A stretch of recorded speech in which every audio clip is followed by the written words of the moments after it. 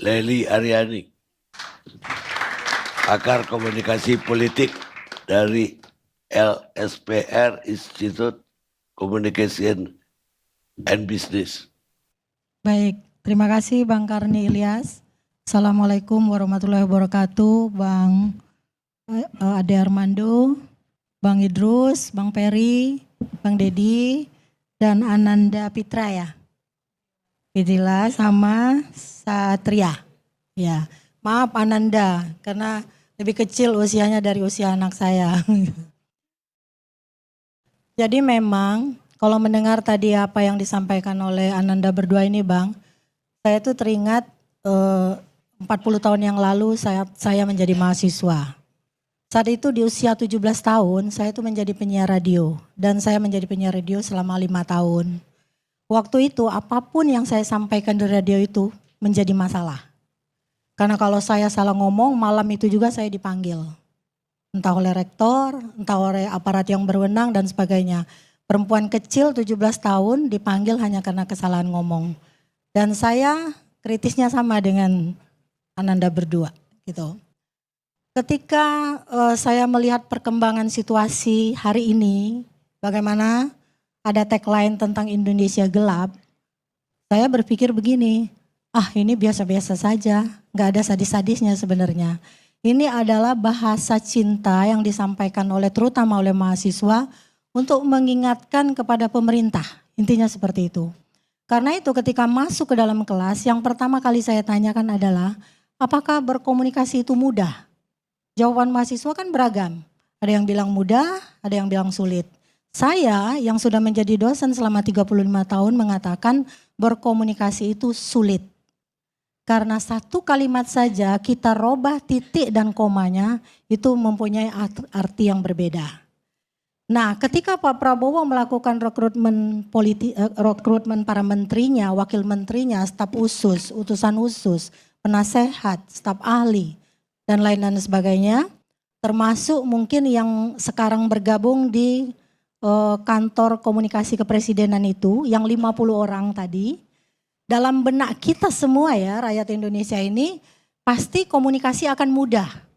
Jadi pesan-pesan politiknya tentu akan mudah sampai kepada masyarakat. Tapi realitasnya apa?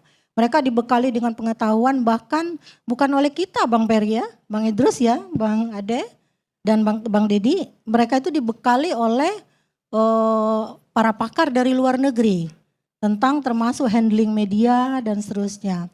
Tapi realitasnya kita menjadi lebih tahu bahwa ternyata berkomunikasi itu sulit. Karena ketika orang menyampaikan pesan politik, yang memberi makna pada pesan itu bukan komunikatornya. Bukan komunikator utamanya. Tapi penerima pesanlah yang menerjemahkan makna itu. Karena tadi muncul persepsi yang berbeda tentang narasi politik yang mereka sampaikan. Di benak para penguasa biasanya ya, ini untuk di seluruh dunia, ketika dia berpesan, dia menyampaikan pesan-pesan politiknya, dia anggap komunikasi politik itu linier. Padahal komunikasi politik itu tidak lagi bisa dikonsepsikan sebagai komunikasi yang bersifat linier. Dia sudah bergerak ke arah yang lebih konvergen, sirkuler, interaksional, dan transaksional. Kalau dalam politik itu lebih banyak transaksional. Nah jadi bayangan tentang kata gelap ini sendiri biasa aja menurut saya, Kang Deddy ya, gak ada seram-seramnya gitu. Artinya ada kekhawatiran, ada kekecewaan tadi ya Nanda bilang, ada kekecewaan, ada kemarahan di dalamnya yang terkait. Kalau saya membaca tuntutannya itu semuanya masuk akal. Masuk akal, tapi memang pemerintahan ini baru berjalan 100 hari. Kita memang dituntut untuk sabar. Kalau saya sebagai dosen PNS, sudah 5 tahun tukin saya nggak dibayar nih Bang Dedi. Udah 5 tahun sejak 2019 sampai 2024. Kita biasa nerimo. Jadi kalau ditanya nerimo. Tukinnya gimana Bu? Gelap gitu ya. Sudah biasa nerimo gitu. Sebagai dosen PNS pertama kali jadi dosen tahun 90 gaji kita cuma 40.000. Terus ada beras dolok yang penuh kutu lah segala macam itu kita nerimo.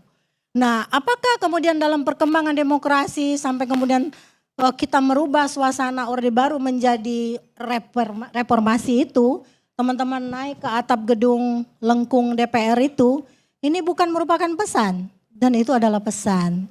Jadi yang gelap tadi bisa jadi gelap gulita, bisa jadi makin kelam, bisa jadi berantakan. Itu pesan satu yang pertama Bang ya. Dan yang kedua, kalau saya lihat dari tuntutan atau esensinya, saya yakin Ananda yang berdua ini dan termasuk yang lain mungkin tidak begitu bisa membedakan apa perbedaan antara demonstrasi, unjuk rasa, gerakan protes, dan satu lagi pernyataan sikap.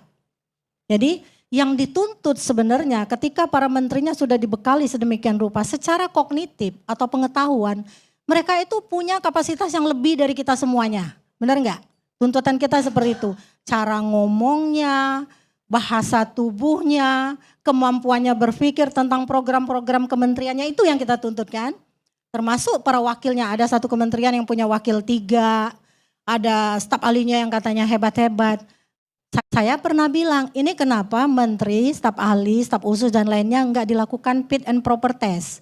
Barangkali yang lulus anak Ananda berdua ini, bukan mereka. Kalau dilakukan, tapi tidak. Karena apa? Dalam politik itu, terbangunnya sebuah kekuasaan itu berdasarkan relasi patron-klien. Jadi si presiden adalah si patron, menteri-menterinya dan yang lain-lainnya sampai ke bawahnya itu adalah si klien. Si patron itu punya segalanya, kekuasaan, jabatan, kedudukan, wewenang, kasih sayang, bahkan materi.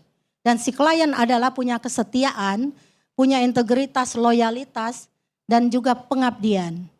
Nah, ukuran kapasitas dan loyalitas ini berbeda. Jadi kapasitas tidak terlalu penting bagi sebuah kekuasaan. Nah, ini yang menyebabkan mereka-mereka yang berada di bawahnya itu tidak pandai menyampaikan pesan-pesan politiknya. Padahal seharusnya bukan pesan.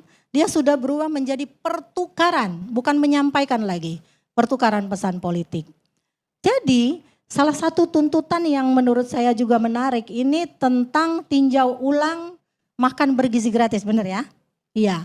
Sebelum Pak Prabowo terpilih, kita juga bicara di TV One tuh Bang.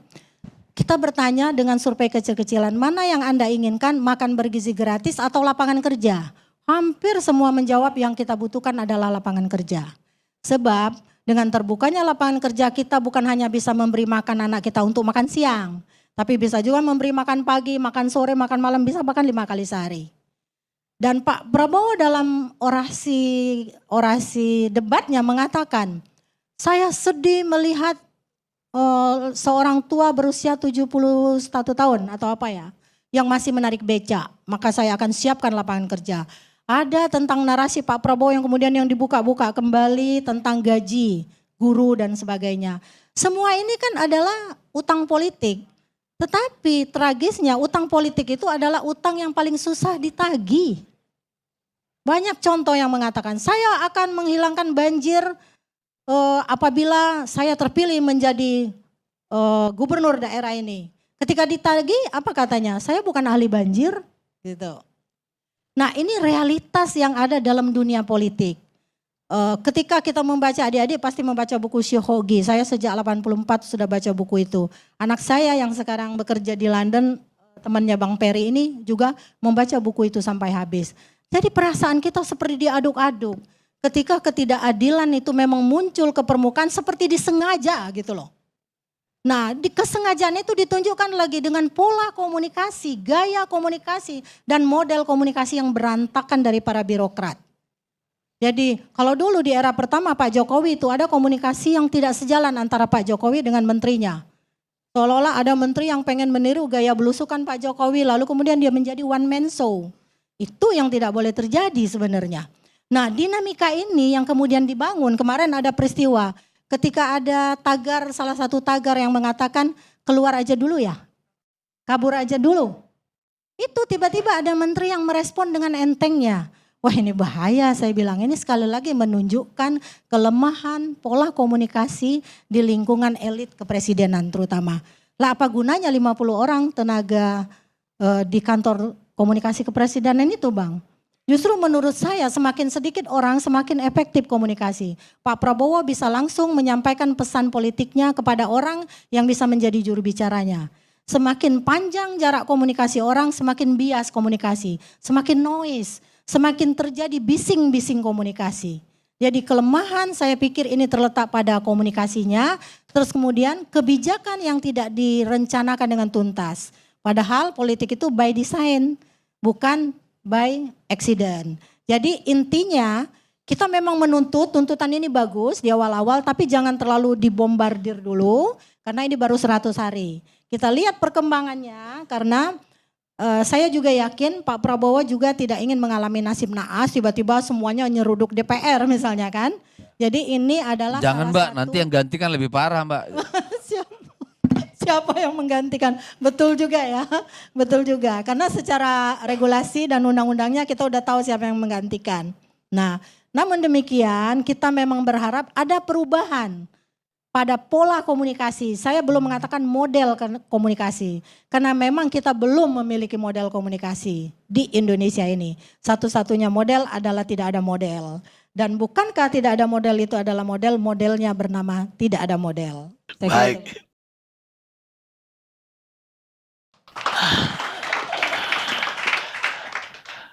Pemirsa, tanpa dialog, tanpa kritik, tanpa debat, tidak akan ada pemerintahan dan negara yang sukses.